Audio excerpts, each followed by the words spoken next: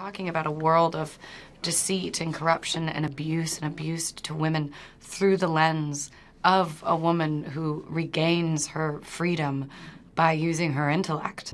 Spy skills, female empowerment, Russia, and more. Jennifer Lawrence leads this dark thriller Red Sparrow, and movie writer Mike Scott with NOLA.com, the Times-Picayune, is here because he watches movies in his spare time. This looks interesting. Yeah, it is interesting, and this is one of two wide-release movies opening this week that on paper don't seem like they have anything in common, but have at least two things in common.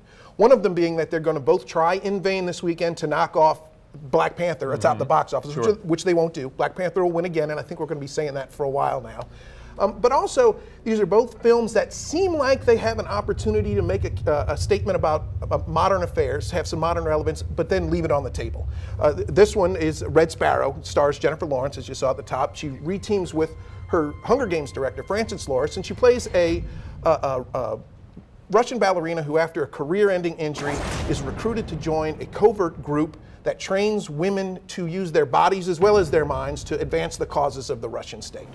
And I think if she wasn't in this movie, it would not be a very good movie. But she has a way of elevating the material. She's lifted the material? She really does lift the material up. And then also, you know, there's been so much about Russia in the headlines lately.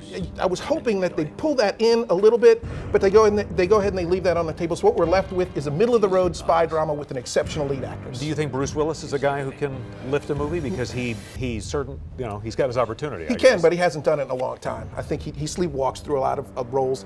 And Death Wish, the remake of Death Wish, the old Charles Bronson movie, that's the other wide release this week, and he stars in it. Plays a guy who's, after his family is violently attacked, turns to a life of bloody vigilantism. I confess to you, I did not know the movie and the remake until you said Bronson. I was like, oh, yes, that's right. Okay. Yeah. It's a remake of that. Now, I haven't seen this one, but the critical consensus on it is that it really kind of doesn't make a case for its own existence. It's sort of an uninspired retread. That's what I'm hearing over and over on this one. And again, this is one with all the gun violence in headlines. You'd hope that it would find a way to contribute to that conversation in a constructive way.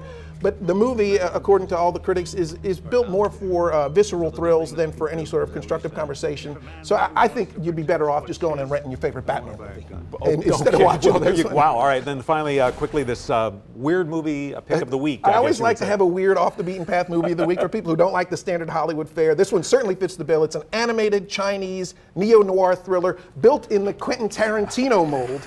About a guy, you haven't seen that before, have you?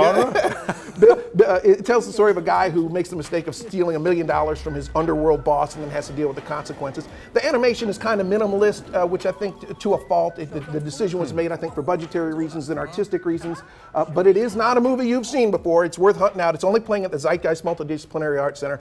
But if you want something different, this will fill the bill. Right. Mike Scott, NOLA.com, the Times-Picayune. Thank you, sir, as always.